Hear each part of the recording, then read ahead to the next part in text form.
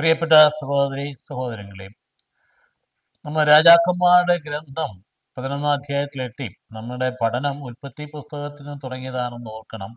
കുറേയേറെ കാലമായി ഇത് സ്ഥിരമായിട്ട് ശ്രമിക്കുന്ന ആളുകളുണ്ട്. അവരെ അഭിനന്ദിക്കുകയാണ്. നോട്ടൊക്കെ എഴുതിയെടുക്കുന്നവരുണ്ട്. ശ്രദ്ധാപൂർവം നോട്ട് എഴുതിയിട്ട് പിന്നീട് അതൊക്കെ ഒന്ന് വായിച്ചു നോക്കുകയാണെങ്കിൽ നമുക്ക് ഉൾക്കാഴ്ചകൾ, നമ്മുടെ പിടിയിൽ നിൽക്കാത്ത രീതിയിലൊക്കെ ഉൾക്കാഴ്ചകൾ ഉണ്ടാകും. കാരണം ദൈവജനം എന്നും അത് ക്രിയേറ്റീവാണ്. അതായത് എഴുതപ്പെട്ട വചനം വായിച്ചങ്ങ് പോകുമ്പോൾ നമ്മുടെ ഉള്ളിൽ ഒരു ജ്വലനം ഉണ്ടാകുന്നില്ലേ? ആ ജ്വലനത്തിലൂടെ ഉണ്ടാകുന്ന പുതിയ പുതിയ കാഴ്ചകൾ, ഉൾക്കാഴ്ചകൾ, അതാണ് പ്രധാനപ്പെട്ട ഒരു കാര്യം. നമ്മുടെ ജീവിതത്തെ സ്വാധീനിക്കുന്നതാണ്. അതുകൊണ്ട് വചനഭാഗം വായിച്ചു പോകുമ്പോൾ ചില ഭാഗങ്ങൾ ഡ്രൈ ആണെന്ന് നമുക്ക് തോന്നും. പ്രത്യേകിച്ച് രാജാക്കന്മാർ ഗ്രന്ഥമൊക്കെ വായിക്കുമ്പോൾ അവരുടെ ചെയ്തികളും അവരുടെ തിന്മ പ്രവർത്തനങ്ങളൊക്കെയാണ് വായിച്ചു പോവുക. പക്ഷേ അതിൻ്റെയൊക്കെ പിൻപിൽ ഒരു ജനത്തിൻ്റെ രൂപീകരണത്തിൻ്റെ ചരിത്രം, അതിൻ്റെ പിൻപിലുള്ള ദൈവത്തിൻ്റെ കരം, ആ ജനത്തിൻ്റെ അവിശ്വസ്തമായ പോക്ക്, ഇതൊക്കെയാണ് പ്രധാന ചിന്താ വിഷയമായിട്ട് വരിക. രാജാവ് വേണമെന്ന് പറഞ്ഞ് മുറവിളി കൂട്ടിയപ്പം തന്നെ ദൈവം പറഞ്ഞതാണ്, നിങ്ങളുടെ രാജാവ് ഞാൻ തന്നെയാണ്.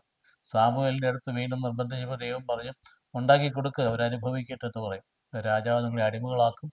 അതിൻ്റെ നിഷേധാത്മകമായ കാര്യങ്ങളൊക്കെ പറഞ്ഞു കൊടുത്തു. അവർ സമ്മതിച്ചില്ല. എന്നിട്ടും അങ്ങനെ നിർബന്ധം കൊണ്ടാണ് സാവൂളിനെ രാജാവാക്കുകയും പിന്നെ അങ്ങോട്ട് തുടർച്ചയായിട്ട് പോകുന്ന കാര്യങ്ങൾ നമ്മൾ കണ്ടുപോകുന്നതാണ്. സാവൂളിനെ കഴിഞ്ഞ് പിന്നെ ദാവീദ് പിന്നീട് അങ്ങോട്ട് തുടർച്ചയായിട്ട് ഇങ്ങോട്ട് പോരുക. ദാവീദിൻ്റെ പിന്നീട് സോളമൻ വന്നു കഴിഞ്ഞപ്പോൾ അതിൻ്റെ അധപതനം, തുടർന്ന് അതിൻ്റെ പുത്രൻ എത്തിക്കഴിയുമ്പോൾ റഹോബോവാൻ വന്നു കഴിഞ്ഞപ്പോൾ ആ ധിക്കാരം പറഞ്ഞ ചെറുപ്പക്കാരൻ്റെ ആ ഭരണ പ്രത്യേക ആവിഷ്കാരത്തിൻ്റെ ഫലമായിട്ടുള്ള റിയാക്ഷൻ രാജ്യം രണ്ടായിട്ട് പിളരുകയും വടക്കന് ഇസ്രായേൽ, തെക്ക് യൂദയുമായിട്ട് തിരിയുകയും ചെയ്ത് അവിടെ ഒരു രാജാവ് ജെറോബോവാം, ഇവിടെ റഹോബോവാം, ഇങ്ങനെ രണ്ട് ലൈൻ രാജാക്കന്മാരെ തുടർച്ച നമ്മൾ കാണാം.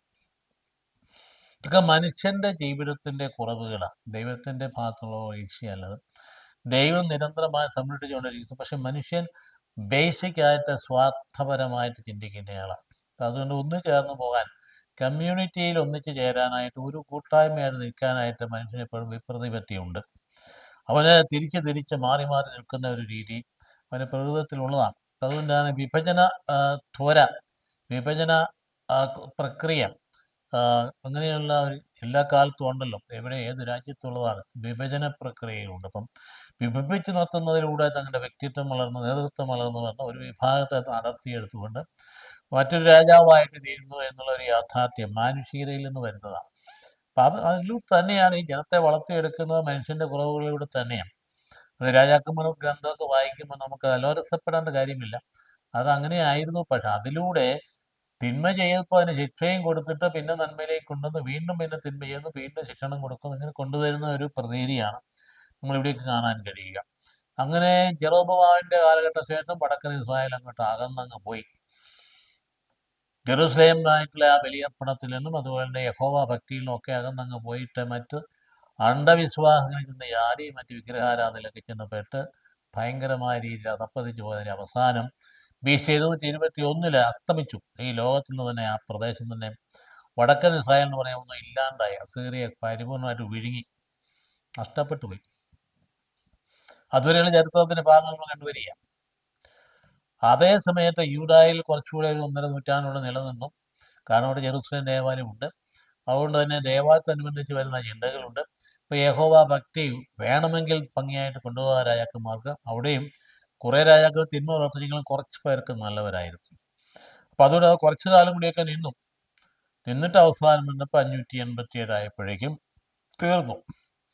അവിടെ ബാബിലോണിയൻ രാജാവ് നെബൂഖദ്നേസർ വന്ന് അടക്കി കീഴടക്കി അടിമത്തത്തിലേക്ക് കൊണ്ടുപോയി. ഈ ചരിത്രം കൊണ്ട് മനസ്സിലിരിക്കുന്നത് നല്ലതാണ്. കാരണം അത് കഴിഞ്ഞ് വന്ന ആളുടെ വേദപുസ്തകത്തിൻ്റെ ഭാഗം രൂപീകരിക്കപ്പെടുന്നത്. അപ്പോൾ അവരുടെ അനുഭവങ്ങൾ അവിടെ തെളിഞ്ഞു നിൽപ്പുണ്ട്. അടിമത്തത്തിൽ പോയപ്പോണ്ട് വീണ്ടും ഈജിപ്തിലെ ആ ദുരനുഭവങ്ങൾ വീണ്ടും വന്ന് അത് അടിപ്പെട്ടു പോയ അനുഭവത്തിൽ നിന്ന് വീണ്ടും തിരിച്ചു വരുന്നതിനുള്ള ശ്രമമാണ് നമ്മൾ കാണുന്നത്. പിന്നീട് എസ്രാ നെഹമ്യായുടെ കാലഘട്ടത്തിൽ ദേവാലയം പുതുക്കി പണിയുകയും ജെറുസലേമിൻ്റെ മതിലുകൾ തകർന്നു കിടക്കുന്ന കൊണ്ട് കരയുന്ന നെഹമ്യായെ നമുക്കറിയാം. അവസാനം അതിലെ പണിതുയർത്തുകയും ദേവാലയം ഉണ്ടാകുകയും കുറെ കൂടി കർക്കശമായ നിലപാടുകളിലൂടെ ജനത്തെ രൂപീകരിച്ചെടുക്കുന്ന ഇസ്രായേലിൻ്റെ നിയമങ്ങളൊക്കെ നമ്മൾ അവിടെ കാണുന്നു.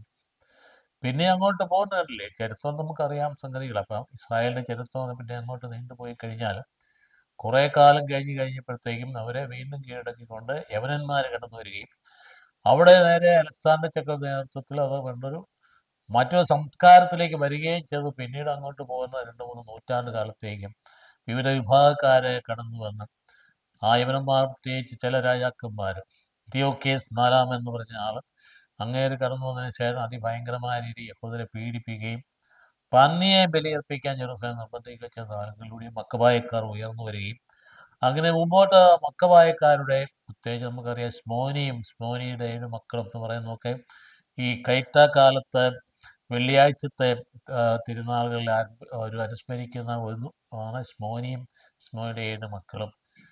വിശ്വാസത്തിന് വേണ്ടി തന്നെ മക്കളെ പൂർണ്ണമായിട്ട് വിട്ടുകൊടുക്കുകയും അവർ ഈ ജീവത്യാഗം നടത്തി കഴിഞ്ഞ സംഭവം കാലഘട്ടത്തിൽ നടക്കുന്ന കാര്യങ്ങളാണ്.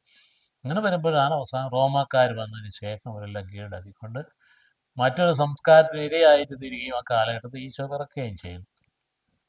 ഈശോ ജനിക്കുന്ന കാലഘട്ടമാണ്. പിന്നീട് അങ്ങോട്ട് ചരിത്രം നമുക്കറിയാം.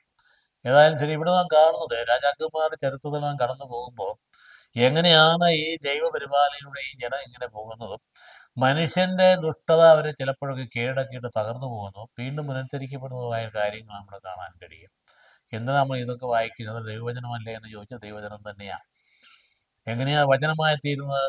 ആ ജനത്തിന്റെ പിൻപിൽ ഒരു പരിപാലനയുടെ കൈ ഉയർന്നു നിൽക്കുന്നത് കാണാൻ കഴിയും. ഒരു കണ്ടിന്യൂറ്റി ഇവിടെ കാണാൻ കഴിയും. ഈ ജനമാണ് ഈ ഭൂമിയിൽ നിലനിൽക്കുന്നത്. പിന്നെ ആ ജനത്തിൽ നിന്നാണ് പുതിയ ഇസ്രായേലായ സഭ രൂപം കൊള്ളുന്നത്. അതിലേക്ക് സഭയിലേക്ക് എത്തി നിൽക്കുമ്പോഴത്തേക്ക് ഈ ചരിത്രത്തിൻ്റെ ഒക്കെ ഒരു പൂർണ്ണതയിലേക്ക് എത്തി വരികയാണ്. അപ്പം ഇവിടുന്ന് നാം കാണുന്നു, അതായത് 2 രാജാവ് 11 പറയുമ്പോൾ ഒരു തളർച്ചയുടെ കാലഘട്ടമാണ്. ജനത്തിലൊരു വലിയ തളർച്ചയുടെ കാലഘട്ടം. ചില നല്ല രാജാക്കന്മാരുണ്ടാകുമ്പോൾ ജനം ഉണരും, നല്ല ആരാധന ഉണ്ടാകും, ജനം ശക്തി പ്രാപിക്കും. അന്ധവിശ്വാസം അടിപ്പെട്ട് കഴിയുമ്പോൾ ജനം തളരും. മനുഷ്യൻ ധരിക്കുന്നത് അന്ധവിശ്വാസം അടിപ്പെട്ട് കഴിഞ്ഞാൽ സുഖമായി എന്ന, വിഗ്രഹര അടിപ്പെട്ട് കഴിഞ്ഞിട്ട് തോന്നിയാസം വന്ന് ലൈംഗിക അരാജകത്തിലേക്ക് പോയി കഴിയുമ്പോൾ സ്വാതന്ത്ര്യമായെന്ന് വിചാരിക്കും. തിരിച്ചാണ്.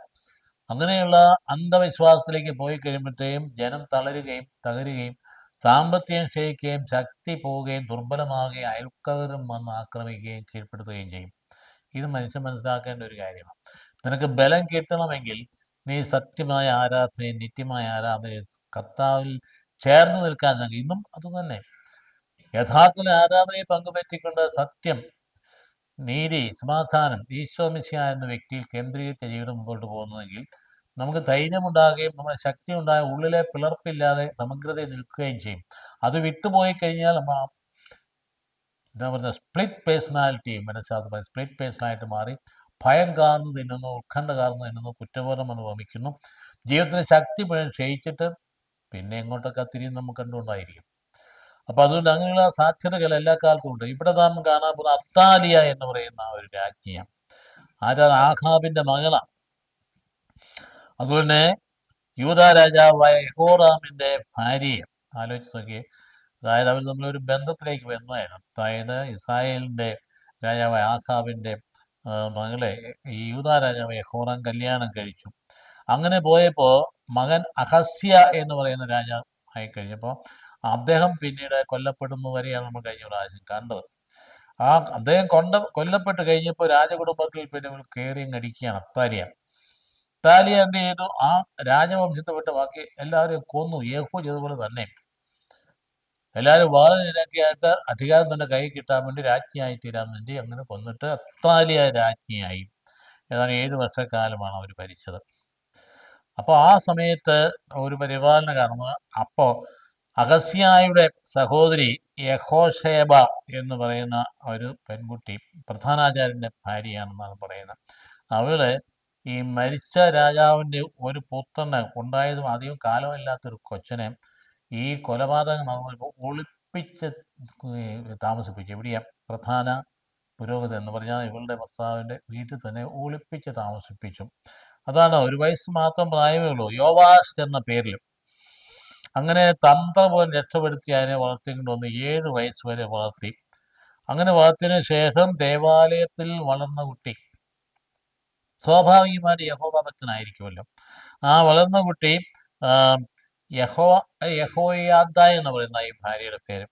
വളർന്നു കഴിഞ്ഞപ്പോൾ പ്രധാനാചാര്യന് ആ 7 വയസ്സിലെ ദേവാലയത്തിൻ്റെ പരിസരത്ത് സുരക്ഷിതത്വം സജ്ജമാക്കിയതിന് ശേഷം തരത്തിലുള്ള എല്ലാ ക്രമീകരണങ്ങളും നടത്തിയതിന് ശേഷം കൊച്ചിനെ കൊട്ടാരത്തിലേക്ക് പുറത്തു കൊണ്ടുവന്നിട്ട് കിരീടം അണിയിച്ചുകൊണ്ട് അഭിഷേകം ചെയ്തു രാജാവ്. 7 വയസ്സിൽ രാജാവായി തീരുകയാണ് ഈ യോവാഷ്. 40 വർഷക്കാലം ഈ കൊച്ചൻ പിന്നീട് ഭരിച്ചതായിട്ട് നമുക്ക് കാണാൻ കഴിയും. അതുകൊണ്ട് വളർത്തിക്കൊണ്ടുവന്ന ഈ പ്രധാനാചാര്യൻ്റെ പരിരക്ഷയിൽ തന്നെ ഈ രാജകുമാരൻ ഭരണം ആരംഭിക്കുന്ന കാണുന്നത്. അപ്പോൾ പിന്നീട് പുരോഹിതന് നിർദ്ദേശപ്രകാരം രാജാവും ജനവും കർത്താവിനോട് വിശ്വസ്തത പാലിച്ചു കൊള്ളാമെന്ന് ഉടമ്പടി ചെയ്യിപ്പിച്ചു. ആണ് എല്ലായ്പ്പോഴും ചെയ്യേണ്ട കാര്യം ഇസ്രായേൽ കാണുന്നതാണ്. ഒന്ന് തകർന്നു കഴിയുമ്പോൾ പിന്നെ എല്ലാം കൂടെ ഒന്നിച്ചു കൂടി തിരിച്ചു വന്ന് പശ്ചാത്തപിച്ച് വിലാപത്തോടുകൂടി വന്നിട്ട് ഉടമ്പടി ചെയ്യും. ഞങ്ങൾ വിശ്വസിച്ചു കൊള്ളാം, അനുസരിച്ചു കൊള്ളാം. അതുകൊണ്ട് ബാലിൻ്റെ ക്ഷേത്രവും വിഗ്രഹങ്ങളൊക്കെ തകർത്തു കളഞ്ഞു, ബാലിൻ്റെ പുരോഹിതന്മാരെയൊക്കെ കൊന്നു കളഞ്ഞു. അപ്പോൾ യേഹൂ നടത്തിയ പോലെ ഒരു നിറവേറ്റയായിരുന്നില്ലെങ്കിലും ഈ കൊച്ചൻ്റെ കാലഘട്ടങ്ങളിൽ കുറേയൊക്കെ നല്ലൊരു രാജാവായിട്ട് വളരുവാനായിട്ട് 7-ാം വയസ്സിൽ രാജാവായിട്ട് യോവാസിനെ സ്വാധിച്ചു. അതായത് ദാവീദ് വംശത്തിൻ്റെ ആ ഒരു പുനഃസ്ഥാപനം അതിനകത്ത് കാണുന്നുണ്ട്. ദാവീദ് വംശത്തിൻ്റെ പുനഃസ്ഥാപനം ഈ യോവാഷിലൂടെ എന്ന് പറഞ്ഞാൽ 7 വയസ്സുള്ള കുട്ടിയെ എടുത്ത് വളർത്തിക്കൊണ്ട് വന്ന് രാജാവ് വാക്കുകൾ നമുക്ക് കാണാറുണ്ട്. BC 835-നും 790 ഇടയ്ക്ക് അത് മരിക്കുന്ന യാവേ നൽകി എന്നാണ് യോവാഷ് എന്ന പേരിൻ്റെ അർത്ഥം. ഇപ്പോൾ ഇവർ യാവേ ചേർത്താണ് അവർ പേരുകളെല്ലാം വരിക. ഒന്നുകിൽ യാവയെ കൈപിടിച്ച് നടത്തി, അല്ലെങ്കിൽ യാവയെ നൽകി ഇതാണ് യോവാഷ് എന്ന് പറഞ്ഞ പേരിന് അർത്ഥം വരുന്നത്. 40 വർഷം വെച്ച് പ്രായപൂർത്തിയാകുന്നത് വരെ പ്രധാനാചാര്യൻ്റെ സംരക്ഷണയിലാണ് അദ്ദേഹം വളർന്നു വന്നത്. അപ്പോൾ എന്തായിരുന്നു ആകപ്പാടെ പ്രശ്നമായി അശുദ്ധമായ ആ ദേവാലയം താലിയെ മുഴുവൻ കൊള്ളയടിക്കുകയും അശുദ്ധമാക്കുകയും ചെയ്തു. അതിനെയൊക്കെ വളരെ ഭംഗിയായ രീതിയിൽ വിശുദ്ധീകരിച്ചെടുത്തു. പിന്നെ സിറിയ രാജാവായ ഹസായേലിൻ്റെ ആക്രമണം ഉണ്ടായപ്പം അദ്ദേഹം എന്ത് ചെയ്തു? നിക്ഷേപങ്ങളെല്ലാം കൊടുത്ത് കപ്പമാക്കുന്ന ജെറുസലേമിനെ സംരക്ഷിക്കാൻ അദ്ദേഹത്തിന് കഴിഞ്ഞു. അങ്ങനെ അങ്ങ് പോകുന്ന അവസരത്തിലാണ് അദ്ദേഹം ഒടുവിൽ സേവകരുടെ ഗൂഢാലോചനയിലെ ചതിയിൽപ്പെട്ട് കൊല്ലപ്പെടുകയാണ്. ഇതാണ് യോവാഷ് അത്യന്തം നല്ല രാജാവായിരുന്നുവെങ്കിൽ ചതിയിൽപ്പെടാനുള്ള കാരണങ്ങളൊക്കെ ഉണ്ട്. പല കാര്യങ്ങളും ഇവരൊക്കെ അതൃപ്തി ഉണ്ടാക്കി അദ്ദേഹത്തിൻ്റെ പ്രവർത്തനങ്ങളൊക്കെ. യഹോയാദാവിൻ്റെ ശിക്ഷണം ലഭിച്ചതുകൊണ്ട് അയാൾ കർത്താവിന് മുമ്പിൽ നീതി പ്രവർത്തിച്ചു എന്ന് വേദപുസ്തകം പറയുന്നു.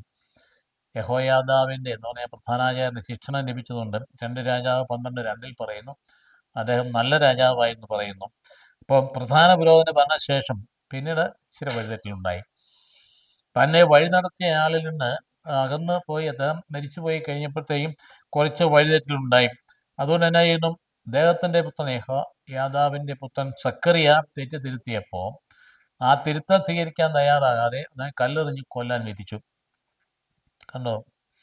ഒരു പോക്കെന്ന് വേണമെങ്കിൽ പറയാം. അതായത് പറഞ്ഞ് പിടിച്ചു കെട്ടാൻ ആളില്ലാണ്ട് വന്നപ്പോൾ, നിയന്ത്രിക്കാൻ ആളില്ലാണ്ട് വന്നപ്പോൾ പിന്നെ തോന്നിവാസമായി. ഇപ്പം അങ്ങനെ കൊല്ലാൻ വിധിച്ചു. അപ്പോൾ അങ്ങനെ അതേസമയത്ത് ഇദ്ദേഹത്തെ എടുത്ത് വളർത്തിക്കൊണ്ട് വന്ന ആളുടെ പുത്രനാണിത്. അതിന് നന്ദി കാണിക്കേണ്ട, അത് കാണിച്ചില്ല എന്ന് അവിടെ പറയുന്നുണ്ട്.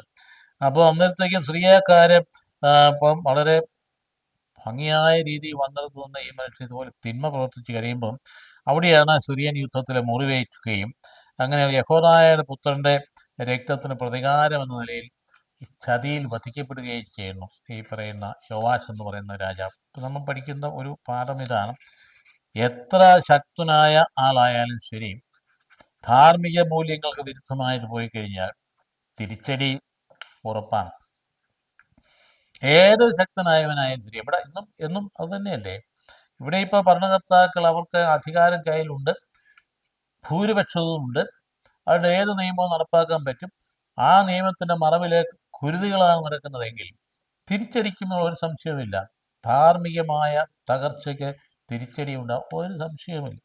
ഇപ്പോൾ ചില ആൾക്കാർ തോന്നുന്നുണ്ട് ഞങ്ങൾക്ക് ഇത്ര വലിയ ഭൂരിപക്ഷമുണ്ട്, ഞങ്ങളൊന്ന് ചോദ്യം ചെയ്യാനൊന്നും ആരുമില്ല എന്നൊക്കെ വിചാരിക്കേണ്ട കാര്യമില്ല. എപ്പോഴായി പൊട്ടിത്തെറിക്കുന്ന അറിയാൻ പാടില്ല. അപ്പം അതുകൊണ്ട് ധാർമ്മിക മൂല്യങ്ങളെ പിടിച്ചു നിർത്താനുള്ള തൻ്റെ ഇടം ഒരു ഭരണകർത്താവുണ്ടെങ്കിൽ ഇത് നിലനിൽക്കും, അദ്ദേഹത്തിൻ്റെ ഭരണവും നിലനിൽക്കും. ഈ യഹോയാദാവ് എന്ന് പറയുന്ന വ്യക്തി പ്രധാനാചാര്യന് നിയന്ത്രണം ഈ രാജാവിനെ ഏൽപ്പിച്ചെങ്കിൽ യോവാസിന് ആ നിയന്ത്രണത്തിൽ അവസാനം അദ്ദേഹത്തിന് അരോചകത്വം ഉണ്ടായതുകൊണ്ട് ആന്തരികമായ അകൽച്ച ഉണ്ടായായിരുന്നു. പിന്നെ മറ്റൊരു പ്രധാന കാരണം, അതൃപ്തി വരാൻ കാരണം, യോവാസ് എന്ന് പറയുന്ന ഈ രാജാവ് താല്പര്യപ്പെട്ടു ദേവാലയം നവീകരിക്കാൻ വേണ്ടി. 23 വർഷം അദ്ദേഹം വെയിറ്റ് ചെയ്ത് ചെയ്യാനായിട്ട്. പക്ഷെ അവരാരും ചെയ്തില്ല. പുരോഹിതന്മാർ ചെയ്തില്ല, പ്രധാന പുരോഹിതൻ ചെയ്തില്ല. അവസാനം എന്ത് ചെയ്തു? അദ്ദേഹം എടുത്തു അടുത്ത ഇത് എന്ത് ചെയ്തു, വേറെ കുറേ ആൾക്കാരെ ഏർപ്പെടുത്തി.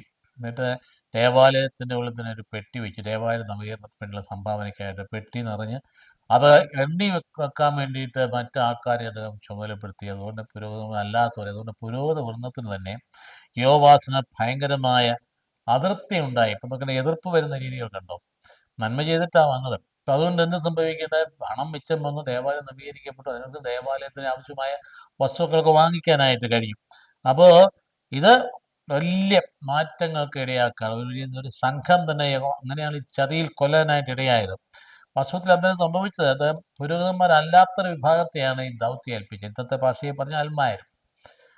അവരെ ഏൽപ്പിച്ചപ്പോൾ അവർ ഭംഗിയായിട്ട് കാര്യങ്ങൾ നിർവഹിച്ചു. പലപ്പോഴും നാം കാണുന്ന ഒരു കാര്യം ഇതാണ്, ഞങ്ങൾ വൈദികരേക്കായിൽ ആത്മാർത്ഥതയോടെ പ്രവർത്തിക്കുന്ന അൽമായർ സഭയിലുണ്ട്. ഇത് അംഗീകരിക്കേണ്ട ഒരു യാഥാർത്ഥ്യമാണ്. ഞങ്ങൾ ശുശ്രൂഷയ്ക്ക് കടപ്പെട്ടിരിക്കുന്ന ആളുകളാണ്. അതിനനുസരിച്ച് ഞങ്ങൾ ആ രീതി ചെയ്യേണ്ടവരാണെങ്കിൽ, എന്നാൽ പ്രത്യേക കടപ്പാടൊന്നും ഇല്ലാതെ തന്നെ വോളണ്ടിയറായിട്ട് സഭയ്ക്ക് വേണ്ടി ശുശ്രൂഷ ചെയ്യുന്ന നല്ല അൽമായർ ധാരാളമുള്ള ഒരു സമൂഹമാണ് സഭയുടെ ശക്തി അത് തന്നെയാണ്. എന്ത് കിട്ടിയിട്ടാണ് ഈ ജീവിതകാലം മുഴുവൻ സൺഡേ സ്കൂൾ അധ്യാപകനായിട്ട് വ്യാപരിക്കുക? ഒരാഴ്ചയിൽ 6 ദിവസം ജോലി ചെയ്തതിന് ശേഷം 7ാമത്തെ ദിവസം കൂടി വീണ്ടും കട്ടിയായ പണി പണിയുന്നതിന് വേണ്ടിയിട്ട് വീണ്ടും കുട്ടികളുടെ മുമ്പിൽ വന്ന് പഠിപ്പിക്കാനാണ് നടത്തുന്ന ഒരു വലിയ ത്യാഗം എന്ന് പറയുന്നത്. ആത്മാർത്ഥത ഫലമാണ്. ശമ്പളം കൊടുത്തിട്ടല്ലോ നമ്മുടെ അധ്യാപകർ, സൺഡേ സ്കൂൾ അധ്യാപകർ ഒരു ശമ്പളവും കൊടുത്തിട്ടല്ല അവർ ചെയ്യുന്നത്. അവരുടെ ആത്മാവിഷ്കാരം, ആത്മാവെന്ന് വരുന്ന ഒരു വലിയ തള്ളലാണ്. ദൈവത്തിൻ്റെ ഒരു ശക്തിയാണ്, ദൈവപരിപാലനയുടെ കൃപയാണ്. അപ്പോൾ അങ്ങനെ നടക്കുന്ന ധാരാളം അൽമായരുള്ള ഒരു സമൂഹം നമ്മുടേത്. എന്ന് പറഞ്ഞാൽ അവിടെ യോവാസ് എന്ന് പറയുന്ന രാജാവ് 21 വർഷം വെയിറ്റ് ചെയ്തിട്ട് പുരോഹിത ഗണത്തെ കൊണ്ട് പ്രയോജനം ഉണ്ടാകാച്ചപ്പോൾ അദ്ദേഹം ഇന്നത്തെ ഭാഷയിൽ നാം പഠിക്കുന്ന അൽമായ വിഭാഗത്തെ തിരഞ്ഞെടുത്തുകൊണ്ട് അവരെ കാര്യം ഏൽപ്പിച്ച് കഴിഞ്ഞ് പെട്ടെന്ന് കാര്യങ്ങൾ നടന്നു. അവരത് നിർവഹിച്ചു. അത് കഴിഞ്ഞ് വന്നപ്പോഴാണ് പിന്നെ ഹസായിലുമായിട്ടുള്ള യുദ്ധത്തിൽ, അതായത് ഗത്ത് എന്ന് പറയുന്ന ആ ഭാഗം പിടിച്ചടക്കി. പിന്നെ അത് തിരിച്ചെടുക്കാനുള്ള പുറപ്പാടായിരുന്നു. അങ്ങനെയാണ് സിറിയയുമായുള്ള യുദ്ധത്തിൽ അദ്ദേഹം വീണ്ടും മുറിവേൽക്കാനൊക്കെ ഇടയായത്. ആ മുറിവേറ്റ സാഹചര്യത്തിൽ അത് ഉപയോഗിച്ചുകൊണ്ടത് ചതിയിൽ വധിക്കാൻ ഈ ശത്രുക്കൾ ഉണ്ടായത് കൊണ്ടാണ്. അന്നേരത്തെയും എന്ന് പറഞ്ഞാൽ ഇസ്രായേലും യൂദായും ഒക്കെ സിറിയയുടെ ഒരുമാതിരി സാമന്ത രാജ്യം പോലെ വന്നിരുന്നു. മനസ്സിലാക്കേണ്ടത്. അപ്പോൾ അതുകൊണ്ട് എല്ലാ തലങ്ങളിലും എപ്പോഴൊക്കെ ഉണ്ട് ആത്മാർത്ഥതയോടെ അധ്വാനിക്കുന്ന ആൾക്കാരുണ്ട്. അവർ മൂലമാണ് സമൂഹം നിൽക്കുന്നത്. അവർ പ്രത്യേകമായ ലാഭം കൂടാതെ, ലാഭേച്ഛ കൂടാതെ, നന്മ മാത്രം ആഗ്രഹിച്ചുകൊണ്ട് സമൂഹത്തിന് വേണ്ടി ജീവത്യാഗം ചെയ്യുന്ന ഒരുപാട് മനുഷ്യരുണ്ട്. അവർ അധികാരത്തിൽ വരണമെന്നുമില്ല. അതേസമയത്ത് അധികാരിയേക്കാൾ കൂടെ നന്മ ചെയ്യുന്നവരാണ്. എല്ലാ സഭാ സമൂഹങ്ങളിലും ധാരാളം ഇങ്ങനെയുള്ള ആൾക്കാരെ കാണാൻ പറ്റും. അവരുടെ തൃപ്തി എന്നാന്ന് ചോദിച്ചാൽ, തൃപ്തി നന്മ ചെയ്യുന്നുള്ള ഒരു തൃപ്തി, അതിനപ്പുറത്തൊന്നും ഒരു പ്രതിഫലം അവർ ആഗ്രഹിക്കുന്നില്ല. ഭൗതികമായി നമുക്കെടുപ്പുകാരില്ല എന്നല്ല പറയുന്നത്. ഇങ്ങനെയുള്ള ആളുകളാണ് വാസ്തവത്തിൽ സഭയൊക്കെ ശക്തിപ്പെടുത്തുന്നത്. അപ്പോൾ ഈ വാസ്തവത്തിൽ നമ്മൾ ഇപ്പോൾ കാണുന്ന ഒരു കാര്യം, ദേവാലയത്തിൽ വെച്ച് ശൈശവ കാലഘട്ടം വളർന്നതുകൊണ്ടാണ് യോവാഷ് രാജാവ് ആദ്യഘട്ടങ്ങളിലൊക്കെ പ്രധാനാചാര്യം മരിക്കുന്നവരെ വളരെ ഭംഗിയായിട്ട് പ്രവർത്തിക്കുക നല്ല രാജാവായി തീർന്നത്. അതിന് പാകുന്ന ഉൾക്കാഴ്ച എന്താണ്? ദേവാലയത്തിൽ ബന്ധപ്പെട്ട് വളർന്നാൽ അതിൻ്റെതായ സ്വാധീനം നമ്മുടെ മനസ്സിൽ വരും. എന്തിനാ ദേവാലയം എന്നൊക്കെ ചോദിക്കുന്ന ആൾക്കാരുണ്ടല്ലോ. ഒക്കെ ഒരു ചോദ്യം തന്നെയാണ്. ചോദിക്കുന്നവർ ചോദിച്ചില്ല. പക്ഷേ ദേവാലയത്തോട് ബന്ധപ്പെട്ട് വളരുന്ന കുട്ടികൾക്ക് അവർക്ക് ഒരു ഹൃദയത്തിൽ ഒരു സ്വാധീനം ഉണ്ടാകും. അതുകൊണ്ടല്ലേ നമ്മുടെ കുട്ടികളൊക്കെ, ആൺകുട്ടികളെ പ്രത്യേകിച്ചൊക്കെ അൾത്താര സംഘം ആക്കാൻ വേണ്ടി മാതാപിതാക്കൾ താല്പര്യപ്പെടുന്നത്. അപ്പോൾ ഇടയ്ക്ക് വെച്ച് ചെറുപ്പത്തിലൊരു 10 വയസ്സിലൊക്കെ കുറച്ച് ഉഴപ്പിപ്പോയാൽ തന്നെയും പിന്നീട് 10-30 വയസ്സ് കഴിയുമ്പോൾ വീണ്ടും അത് തിരിച്ചു വരും. അതായത് അവർ ആദ്യ ബാല്യ കാലഘട്ടത്തിൽ നൽകിയ ആത്മീയമായിട്ടുള്ള സന്ദേശങ്ങൾ ഉള്ളിൻ്റെ ഉള്ളിൽ ഉറഞ്ഞുകൂടി കിടക്കും. വലിയ ഭയങ്കരമായ ആശ്രമത്തിലൂടെ മറ്റ് ഭൗതികമായ സമ്മർദ്ദമൊക്കെ പെറ്റുകൊണ്ട് തെറ്റിലേക്ക് പോയി കാണും. പക്ഷെ പിന്നീട് ഇതിനെ തിരിച്ചു വരും. തിരിച്ചു വരുന്നതിൻ്റെ അടിസ്ഥാനം എന്തായിരിക്കും? ബാല്യകാല സ്മരണകളായിരിക്കും. നല്ല വിശുദ്ധമായ ജീവൻ നയിച്ചുകൊണ്ട് ഉച്ചവലിയൊക്കെ അർപ്പിച്ച വൈദികനെ സഹായിച്ച ദേവാലയ കാര്യങ്ങളൊക്കെ വ്യാപൃതനായി എവിടെ വിളിച്ചാൽ ഓടി വന്ന് കാര്യങ്ങൾ നിർവഹിച്ചുകൊണ്ട വ്യക്തിയും കോളേജ് പഠനമൊക്കെ കഴിഞ്ഞിട്ട് പിന്നീട് ഇതെല്ലാം വിട്ട് ചിലപ്പോൾ പള്ളിയിലും പോകാതെ മറ്റ് യുക്തിവാദ സംഘത്തിൽ ചെന്ന് പെട്ട് അങ്ങനെ പോയിട്ട് വിശ്വാസം നശിപ്പിച്ച് പിന്നെ ധാർമ്മികമായിട്ടും തകർന്ന് നിരാശപ്പെട്ട് തകർന്ന് തരിപ്പണമായി പിന്നെ ദൈവം ഏതെങ്കിലും വിധത്തെ പൊക്കിയെടുത്ത് വരുമ്പം അറിയാതെ ബാല്യകാല ആ സ്മരണകൾ ഉണ്ടാവുകയും ദേവാലയത്തിൽ തിരിച്ചു വരികയും ചെയ്യുന്ന എത്രയോ സംഭവങ്ങളുണ്ട്. അപ്പോൾ അതുകൊണ്ട് നമ്മുടെ ജീവിതത്തിൽ ദേവാലയത്തിന് പ്രധാനപ്പെട്ട സ്ഥാനമുണ്ട്. ആ മക്കളെ പരിശീലിപ്പിക്കുമ്പോൾ ആ ഒരു കാര്യം മറന്നുപോകരുതെന്ന കാര്യം നമ്മൾ ഓർക്കണം. മക്കൾക്ക് ദേവാലയത്തിൻ്റെ പ്രാധാന്യം പറഞ്ഞു കൊടുക്കണം. അത് വെറും ഒരു എന്തെങ്കിലും ആൾക്കൂട്ടം കൂടാനുള്ള വെറും സ്ഥലമൊന്നുമല്ല. ഈശോമിശിഹാ സന്നിധി ചെയ്യുന്ന ദൈവ സാന്നിധ്യത്തിൻ്റെ ആ വലിയ നിറയിലാണ് സംഭവിക്കുന്നത്. ദൈവ സാന്നിധ്യം നിറഞ്ഞു നിൽക്കുന്ന സ്ഥലമാണ്. അപ്പം അതിൻ്റെ ആ ഭയഭക്തിയോട് കൂടി അവരുടെ ഇടപെടാനും സമീപിക്കാനും ഒക്കെ ശീലിപ്പിക്കേണ്ടത് വീട്ടിൽ നിന്നാണ്. ഈശോ സന്നിഹിതനായിരിക്കും പരിശുദ്ധ കുർബാനയിൽ. അപ്പം അതുകൊണ്ട് ദേവാലയത്തിൽ കയറുമ്പോൾ ഈശോ അവിടെ ഉണ്ടെന്നുള്ള ഓർമ്മയിൽ വേണം ആചാരം ചെയ്ത് ഭക്തിയോടുകൂടി ദേവാലയത്തിൽ വ്യാപരിക്കാമെന്ന് മാതാപിതാക്കളാണ് പറഞ്ഞു കൊടുക്കേണ്ടത്. ശരിക്കും പറഞ്ഞു കൊടുക്കുന്ന മാതാപിതാക്കളുണ്ട്. ആ തരത്തിൽ ദേവാലയത്തിൽ കയറുമ്പോൾ വളരെ വിനയത്തോടുകൂടി ആരാധനാഭാവത്തോടെ വ്യാപരിച്ചിട്ട് എണീറ്റ് പോകുന്ന കുട്ടികളെ കണ്ടിട്ടുണ്ട്. അപ്പം അതുകൊണ്ട് ജീവിതത്തിൽ വളരെ പ്രധാനപ്പെട്ട കാര്യമാണ്.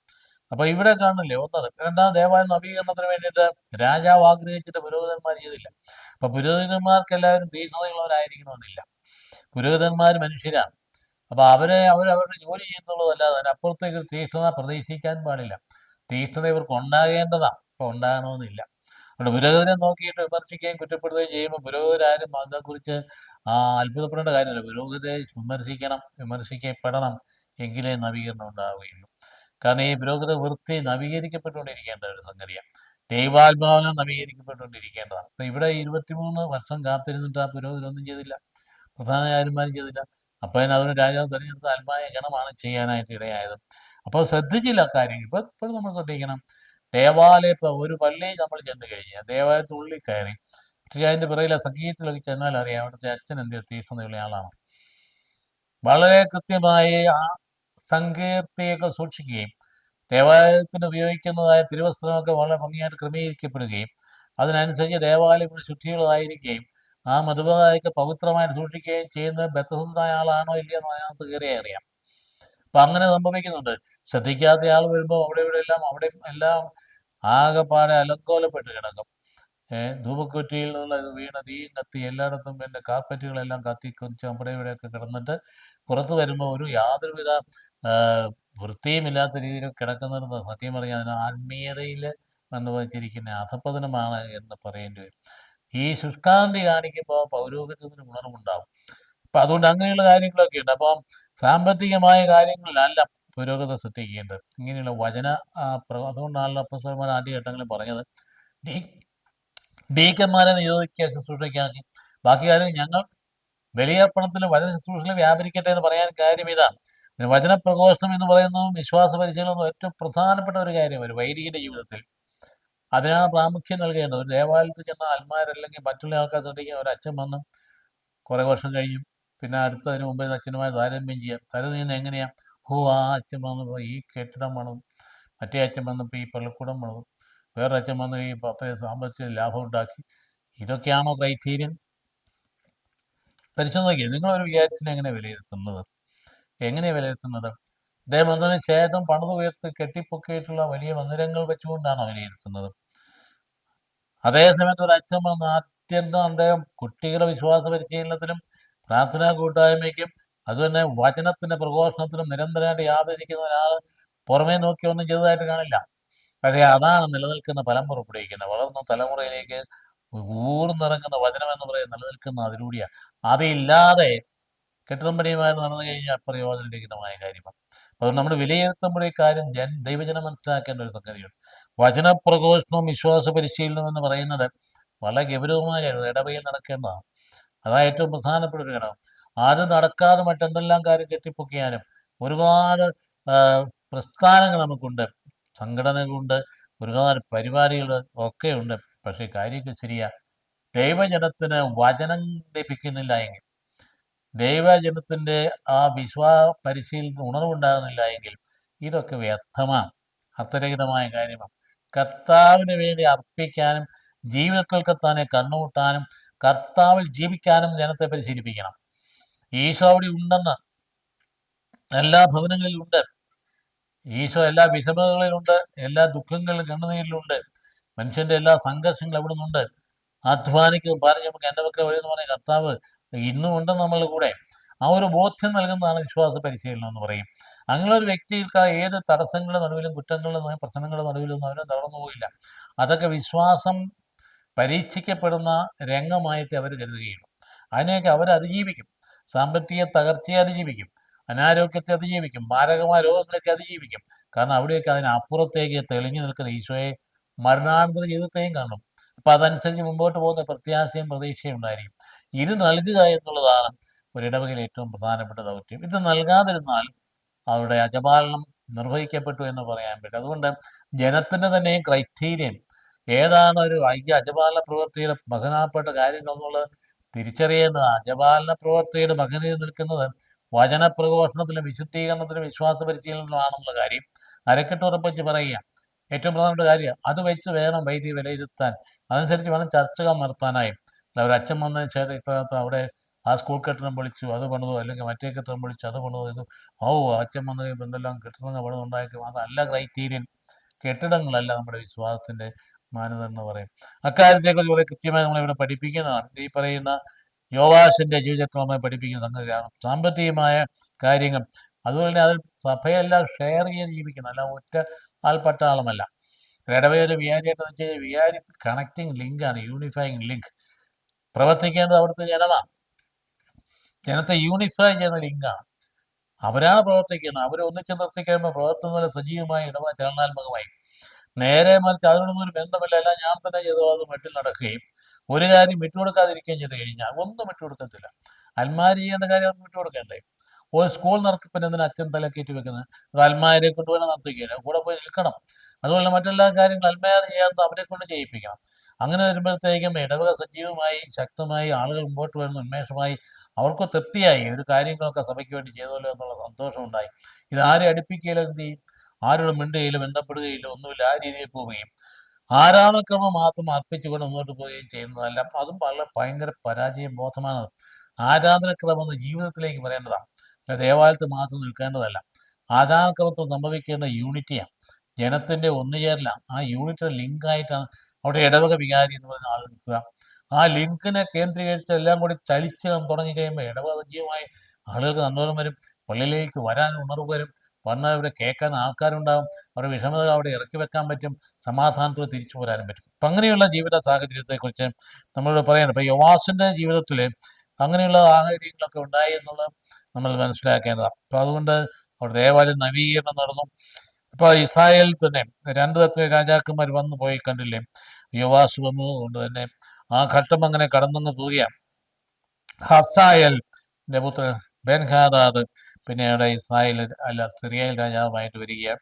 അത് കഴിഞ്ഞ് ഇസ്രായേലിനെ വിദേശാധിപത്യത്തിൽ മോചിപ്പിക്കുന്നത് യെറോബോവാം രണ്ടാമനാണ്. BC 811 അദാദ് നരാരി മൂന്നാമനാണ് അസീറിയയിൽ ഭരണമേറ്റത്. 802 സിറിയയെ തോൽപ്പിച്ചുകൊണ്ട് ഡമാസ്കസ് അവർ കീഴടക്കി. ഈ 2-3 രാജ്യങ്ങൾ ഓർത്തത് ഇപ്പോൾ അടുത്തടുത്ത് കിടക്കുന്ന രാജ്യങ്ങൾ തന്നെയല്ലേ. സിറിയ തൊട്ടടുത്ത് കിടക്കുന്ന രാജ്യമാണ്. അസീറിയ എന്ന് പറയുന്നത് ഇപ്പോഴും മെസപ്പൊട്ടേമിയൻ രാജ്യം തന്നെയാണ്. അപ്പോൾ അവർ അടുത്ത് കിടക്കുന്നു. ഇനി ഇസ്രായേലും ഇപ്പോഴും ചേർന്ന് നിൽക്കുന്ന രാജ്യങ്ങളാണ്. ഇവർ നമ്മൾ ഇടപെടലുകളാണ് സംഭവം. ഡമാസ്കസിനെ കീഴടക്കിക്കൊണ്ട് കടുത്ത കപ്പം അവിടെ നിർവഹിക്കപ്പെടുകയും അപ്പോൾ സിറിയയെ തോൽപ്പിക്കുകയും ഇടയായി. ഇപ്പം അസീറിയ ശക്തിയാർജിച്ച് ഇസ്രായേലിന് ഗുണമായി. അങ്ങനെ നാം കാണുന്ന കയറ്റി ഇറങ്ങുന്നതൊക്കെ കാണുന്നത്. അപ്പോൾ യഹോവാഷ എന്ന് പറയുന്നത് 798 തൊട്ട് 783 വരെയാണ് അദ്ദേഹം ഭരിച്ചിരുന്നത്. അത് കഴിഞ്ഞിട്ട് നമ്മൾ കാണുന്നത് ഇന്നത്തെ ഭാഗത്ത് നമ്മൾ കാണുന്നത് എലീശായുടെ അന്തിമ കാലഘട്ടങ്ങൾ. പ്രവാചകൻ എന്ന് പറയുന്നയാൾ രാജാവിനേക്കാൾ ശക്തനാണ്. കാരണം ദൈവത്തിൻ്റെ എരിവ് നിറഞ്ഞ മനുഷ്യനാണ്. അദ്ദേഹം വഴി നടത്തുന്ന അനുസരിച്ച് രാജാക്കന്മാർ പോവുകയാണെങ്കിൽ നിരവേ പോകും. ആ ഏഷ്യ പ്രധാന ആഹാബിന് കാലം ചേട്ടങ്ങ് പറഞ്ഞില്ലേ, കാലക്ക് നീ വിശ്വസിക്കുന്നില്ലെങ്കിൽ നിലനിൽക്കില്ല എന്ന് പറഞ്ഞു. വളരെ ശക്തമായ മുന്നറിയിപ്പാണ് നൽകിയത്. ആ കൂടിയാ പറഞ്ഞ കന്യക ഗർഭം പുത്രനെ പ്രസവിക്കും, എമ്മാനുവേൽ എന്ന് വിളിക്കപ്പെടും. ഏഷ്യ പ്രവചകന്റെ 15 കാണുന്നതാണ്. പ്രവാചകന്മാരിൽ ദൈവം സംസാരിക്കുന്നു. അപ്പം അതുകൊണ്ട് എലീശ 50 വർഷം ശുശ്രൂഷ ചെയ്തു. ഏലിയായുടെ ആ ശിഷ്യനെ എലീശ 50 വർഷക്കാലം ശുശ്രൂഷ. ഇസ്രായേലിനെ സംരക്ഷിക്കാനായി സൈന്യത്തെക്കാൾ ശക്തനാണ് ഈ പറയുന്ന എലീശ എന്ന് പറയുന്ന യോവാസിൻ്റെ സഹായിയായിട്ട് നിലനിന്നു. യോവാഷ് എലീശ നിർദ്ദേശം അനുസരിച്ച് എലീശ പറയുന്ന ഒരു കിളിവാതിലിലൂടെ കിഴക്കോട്ട് അമ്പ് ചെയ്യാൻ പറഞ്ഞു. അതൊരു അടയാളം കൊടുത്തതാണ് എന്ന് പറഞ്ഞാൽ സിറിയായെ മേൽ ആധിപത്യം വരുത്തുന്നു പറഞ്ഞാൽ സിറിയായെ തോൽക്കുന്നതിന് അടയാളം. അത് കഴിഞ്ഞ് എലീശാനോട് പറഞ്ഞു, അതായത് പണ്ട് തന്നെ ഈ പട്ടണത്തെ കീഴടക്കുന്നതിന് വേണ്ടി അന്ന് ജോഷാവുണ്ട് കുന്തം ചൂണ്ടി, അതായത് ഇവിടെ നാം കാണുന്നു പ്രധാനപ്പെട്ട ജോഷായിരുന്നു 18-ാം അധ്യായത്തിൽ 6-ാം വാക്യത്തിൽ പറഞ്ഞൊരു കാര്യമാണ്. അതുപോലെ തന്നെയാണ് ഇവിടെയും. എലീശ പറഞ്ഞു, യഹോവാശിനോട് പറഞ്ഞു, അമ്പുകൾ നിലത്തടിക്കാൻ പറയും. നിലത്തടിക്കും, അമ്പുകൾ കൊണ്ട് നിലത്തടിക്കും. അതൊക്കെ ഈ പ്രവാചകന്മാർ കാലഘട്ടങ്ങളെ പ്രതീകങ്ങളാണ്. അമ്പുകൊണ്ട് നിലത്തടിച്ചാൽ അതിൻ്റെ അർത്ഥം ഇവൻ ഏറ്റുമുട്ടുന്നയാളിനെ തകർക്കും, നിലത്തടിക്കുന്നതിൻ്റെ അർത്ഥം. 3 പ്രാവശ്യം അടിച്ചു കഴിഞ്ഞ് ഇളങ്ങ് നിർത്തി. ഇപ്പം പ്രവാചകൻ കോപിച്ചു. അപ്പോൾ അതുകൊണ്ട് നിന്റെ വിജയം പൂർണ്ണമാകുകയില്ല. നിന്നോട് പറഞ്ഞത് നീ കേട്ടില്ല എന്ന് പറയാം. അപ്പം അതുകൊണ്ട് അവസാനം മുറിവേറ്റ് മരിക്കാനായിട്ട് ഇടയായതല്ലേ. അപ്പോൾ മൂന്നാമത്തെ തവണ അടി അങ്ങ് നിർത്തി. ഇപ്പം പ്രവാചകൻ കോപിച്ചു. കാരണം രാജാവിൻ്റെ വിശ്വാസം ദൃഢമായിരുന്നില്ല. അതിനാൽ തന്നെ വിജയവും ഭാഗികമായിരുന്നു. 13 അധ്യായം 19 വാക്യങ്ങൾ ഇതാണ് കാണുന്നത്. അപ്പോൾ 3 തവണ ഇസ്രായേൽ വിജയം വരിക്കും ബെൻഹദാദിൻ്റെ പേരിൽ. 3 തവണ. അതായത് അദ്ദേഹം ആ ഘട്ടങ്ങളിൽ ആഴമായ ബോധ്യം ഉണ്ടായിരുന്നില്ല എന്നുള്ളത്.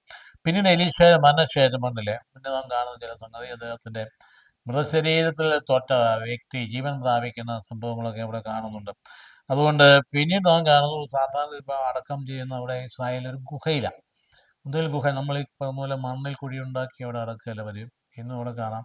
അല്ലെങ്കിൽ കല്ലിൽ ഗുഹ ഉണ്ടാക്കിയിട്ട് അതിനകത്ത് വയ്ക്കുക. നമ്മൾ ബഥാനിയായി ചെന്നാൽ അവിടെ ഇപ്പോൾ ലാസറിൻ്റെ കല്ലറ നമുക്ക് കാണാൻ പറ്റും. അതൊരു ഗുഹയാണ്. എന്ന് പറഞ്ഞാൽ കല്ലിൽ കൊത്തിയെടുത്താം. കല്ലിൽ കൊത്തി ഗുഹയ്ക്കകത്തേക്ക് വെച്ച് കൊടുക്കുകയാണ് ഈ മൃതശരീരം. നമ്മളിന്ന് അവിടെ ചെല്ലുമ്പം ബേത്ലഹേമിൽ ചെല്ലുന്നതിന് ശേഷം അല്ലെങ്കിൽ ബഥാനിയായി ചെല്ലുമ്പം ലാസർ ജീവിച്ച സ്ഥലത്ത്, അദ്ദേഹം കുടുംബം ചെയ്ത സ്ഥലത്ത് ചെന്ന് കഴിഞ്ഞാൽ തൊട്ടടുത്ത് ദേവാലയമുണ്ട്.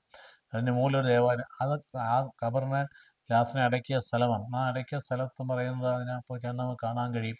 അതൊരു കല്ലിൽ കൊത്തിയൊരു ഗുഹ, അതിനകത്തേക്കാണ് മൃതശരീരം വെച്ചത്. അവിടെ നിന്നാണ് എഴുതിപ്പിച്ചു കൊണ്ടുവന്നത്. അപ്പം അതുകൊണ്ട് അങ്ങനെയുള്ള രീതി ഇവിടെ നമ്മൾ വായിച്ചു വരും മനസ്സിലാക്കുക. പാറ തുരന്ന് അത് ഗുഹകളുണ്ടാക്കുക, അവിടെയാണ് മൃതശരീരം തുണിയിൽ പൊതിഞ്ഞ് വെക്കുക. അപ്പോൾ വലിയ കല്ലുകൊണ്ട് ഗുഹയെ അടയ്ക്കും, എന്നിട്ട് മണ്ണിട്ട് മുറുകയില്ല. എലീശ മൃതശരീരം അവിടെ വെച്ചു. അതിനെ സ്പർശിച്ച് കഴിയുമ്പോൾ സ്പർശിച്ചാൽ ജീവൻ കിട്ടി എന്നൊക്കെ പറയുന്ന കാര്യം നമ്മൾ മനസ്സിലാക്കുന്നത് ദൈവത്തിൻ്റെ പ്രവാചകനോട് പണ്ട് പറഞ്ഞില്ലേ, എസെക്കിയേലിനോട്, മനുഷ്യപുത്ര ഈ അസ്ഥികൾ ജീവിക്കുമോ? വചനപ്രഘോഷണം നടത്തുക, ജീവിക്കും. അസ്ഥിക്കൂട്ടത്തെ കണ്ടുകൊണ്ടാണ് പറഞ്ഞു. ഇപ്പം ദൈവവചനത്തിൻ്റെ ശക്തിയാണ് എടുത്തു കാണിക്കും. പ്രവാചകനെ സ്പർശിച്ച് കഴിയുമ്പോൾ ജീവൻ പ്രാപിച്ചു എന്ന് പറയുമ്പോൾ ആവശ്യത്തെ നമ്മൾ മനസ്സിലാക്കേണ്ടതുണ്ട്. അപ്പോൾ 806 ഹസായേൽ മരിച്ച് മകൻ ബെൻഹദാദ് അവിടെ രാജാവായി. അപ്പോൾ സിറിയയിൽ പറയുന്ന സംഗതി. അപ്പോൾ അതോടുകൂടി സിറിയ പിടിച്ചടക്കിയ നഗരങ്ങളൊക്കെ ഇവർ വീണ്ടെടുത്തു. നാം മനസ്സിലാക്കേണ്ടതാണ്, എലീശയുടെ അസ്ഥികളെ സ്പർശിക്കുമ്പോൾ ജീവൻ പ്രാപിച്ചെന്ന് പറയുമ്പോൾ അതിനോട് ഒരു ഇന്നത്തെ തിരുശേഷിപ്പുള്ള സാമൂഹ്യ വിശ്വാസത്തിൻ്റെ ഒരു ആഭിമുഖ്യത്വം താരതമ്യം ചെയ്യാം. തിരുശേഷിപ്പുള്ള കാലമാണിത്. അത് വാസ്തവം പറഞ്ഞാൽ കുറച്ച് നല്ലതാണ്. കാരണം വിശുദ്ധരുടെ തിരുശേഷിപ്പ് കൊണ്ട് ആൾ നടക്കുന്നു. വിശുദ്ധരുടെ ജീവിതത്തെ അനുസ്മരിക്കാൻ വേണ്ടിയിട്ടാണ്. ഇത് യാന്ത്രികമായിട്ട് തിരുശേഷിപ്പിനെ സ്പർശിച്ചു കഴിഞ്ഞാൽ അവിടെ എന്നാൽ ചെയ്ത് കഴിഞ്ഞാൽ ഉടനെ അതിന് ഫലം കിട്ടുമെന്ന് ആരും വിചാരിക്കരുത്. അന്ധവിശ്വാസത്തിലേക്ക് പോകരുത്. അതൊരു പറഞ്ഞ് വിഗ്രഹാരാധനയാണ്. ആദരവ് കൂടി ദൈവത്തുള്ള ഭക്തി വിട്ടിട്ട് വിശുദ്ധരുടെ തിരുശേഷിപ്പിലേക്ക് കേന്ദ്രീയ രീതി, അത് ഒരു പരിധി വിട്ട് ചില ദേവാലയങ്ങൾ കണ്ടമാനം വലിയ തോതിൽ അതിനെ പ്രോത്സാഹിപ്പിച്ചത്. സർവ്വവിശുദ്ധരെ തിരുശേഷിപ്പ് വെച്ചിരിക്കുന്ന ദേവാലയം നമുക്ക് എന്തിനു ഇതൊക്കെ? എന്തിനു വേണ്ടിയിട്ടാണ്? ഈ തിരുശേഷിപ്പാണോ വിശുദ്ധ കുർബാന ഇരിക്കുന്ന കർത്താവാണോ വലുത്? നാം ചോദിക്കേണ്ട ചോദ്യമാണ്. ഇതൊക്കെ അനാവശ്യമായിട്ടുള്ള കൂട്ടിച്ചേർക്കലുകളും അന്ധവിശ്വാസമുണ്ട്. കത്തോലിക്ക സഭയെ ഒരുപാട് ആളുകൾ വിമർശിക്കുന്നത് ഇങ്ങനെയുള്ള ചില കാര്യങ്ങൾ കൊണ്ടാണ്. ഈ സഭയുടെ ഔദ്യോഗിക ഭരണത്തിലുള്ളതാണോ? ഇതൊന്നുമല്ല. എന്നിട്ട് വെറുതെ സഭയെ വിമർശിച്ചേക്കാം. ഓരോ സ്ഥലത്തും ഓരോ വൈദികരും ഒക്കെ കാട്ടിക്കൂട്ടി വെക്കുന്നതിൻ്റെ ഫലമായിട്ട് കത്തോലിക്ക സഭയെ അങ്ങോട്ട് കണ്ടവൻ വിമർശിക്കുക. ഇതൊന്നും ബന്ധപ്പെട്ട കാര്യങ്ങളല്ല. തിരുശേഷിപ്പ് ഒരു ആദരവ് എന്ന് പറയുന്നത് ആ വ്യക്തിയുടെ ജീവിതത്തെ അനുസ്മരിച്ചുകൊണ്ട് അദ്ദേഹം ഫോളോ ചെയ്ത ക്രിസ്തീയ ജീവിതത്തെ അനുകരിക്കാനുള്ള വഴിയാണ്, അല്ലാതെ മറ്റൊന്നുമല്ല. അത് ഈശോ മിശിഹായ്ക്ക് പകരം വയ്ക്കലല്ല. അവിടെ നമുക്ക് ജീവിതത്തിൽ എപ്പോഴും ആരാധനയും സ്തുതിയും മഹത്വം അർപ്പിക്കണം ഈശോ മിശിഹായ്ക്കാണ്, തിരുശേഷിപ്പിനല്ല എന്നുള്ള കാര്യമാണ്. ചില തിരുശേഷിപ്പിൻ്റെ ചാപ്പലുകളുണ്ട്, നല്ലത് തന്നെയാണ്. പക്ഷെ എന്തിനാ? അത്രയും വ്യക്തികളെ ഓർക്കാൻ വേണ്ടി, നമ്മുടെ ജീവിതത്തിൽ നല്ല വഴിക്ക് പോകാൻ വേണ്ടി. അവിടെ ചെന്ന് തൊട്ട് മുത്തിയിട്ട് തിരുശേഷിപ്പ് മുത്തിയിട്ട് എനിക്കിപ്പോൾ അത്ഭുതം സംഭവിക്കുക പറയുന്നത് മിഥ്യാധാരണയാണ്. അങ്ങനെ ആവശ്യമില്ലാത്ത ധാരണയൊക്കെ വെച്ച് പുലർത്താൻ പാടില്ല. അപ്പോൾ ആരാധന അന്ധവിശ്വാസം കടന്നു പോകരുത്. അവിടെ നമ്മൾ ജാഗ്രതയുണ്ടായിരിക്കേണ്ടതാണ്. നമ്മുടെ ഉണ്ടല്ലോ, നമ്മുടെ വിശുദ്ധരെ തിരുശേഷിപ്പ് എന്ന് പറഞ്ഞാൽ നമുക്ക് ബഹുമാനം വേണം, ആദരവ് വേണം. പക്ഷേ അതിന് ഈശോ മിശിഹായുടെ സാന്നിധ്യം, പരിശുദ്ധ കുർബാനയോടുള്ള പ്രാധാന്യം അതിനനുസരിച്ച് അതിന് താരതമ്യം ചെയ്യാനേ പാടില്ല. ആ കാര്യം മനസ്സിലാക്കേണ്ടതാണ്. അതുകൊണ്ട് നവോത്ഥാനം നമ്മുടെ ജീവിത സാഹചര്യങ്ങൾ ഉണ്ടാകേണ്ടതാണ്. ഇസ്രായേൽ പിന്നീട് യൂദായെ സമ്പൽ സമൃദ്ധി, പിന്നീട് നമുക്ക് കാണാൻ പോകുന്ന അടുത്ത ഭാഗങ്ങൾ അടുത്ത വെള്ളിയാഴ്ച കാണുന്നത്. ഏതായാലും ഇങ്ങനെ രാജാക്കന്മാരൊക്കെ എന്തെങ്കിലും കടന്നു പോകുമ്പോഴൊക്കെ ഓർത്ത് നോക്കണം. അതിനകത്തൊക്കെ അതിൻ്റെയൊക്കെ പിൻപിൽ പരിപാലനം കാണണം. മനുഷ്യൻ്റെ തിന്മയ്ക്ക് അതീതമായി നന്മ ഉയർന്നു നിൽക്കുന്നതും അവസാനം നന്മയിലേക്ക് തന്നെ സമൂഹത്തെ കൊണ്ടുപോകുന്ന നമുക്ക് കാണാൻ കഴിയുക. കർത്താവ് ഈശോ മിശിഹായ്ക്ക് കൃപയും പിതാവിന്റെ സ്നേഹവും പരിശുദ്ധ സഹവാസം ഉണ്ടായിരിക്കട്ടെ ഇപ്പോഴെപ്പോഴും എന്നേക്കും. ആമേൻ.